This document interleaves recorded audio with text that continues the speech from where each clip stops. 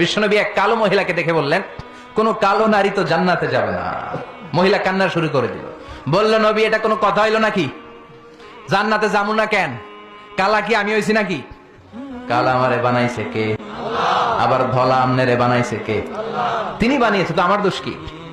ওই মহিলা কান্না শুরু করে দিয়েছেন, নবী আপনি বলেছেন 4টা কাজ করলে জান্নাতের 8টা দরজা খোলা সব নারীদের জন্য।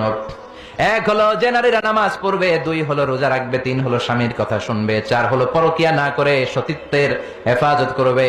4টা কাজ করলে জান্নাতের 8টা দরজা খুলে দিবে কে? ও নবী আমি তো 4টাই করি, কেন জান্নাতে যাব না আপনি বলেন? বেজায় কান্না, কান্না করতে করতে মহিলা অস্থির। বিশ্ব নেই বললেন, থামো, আরে এত কেঁদো না, কেঁদো না, আমি তো মজা করছি। কি করছি? I'm just kidding you.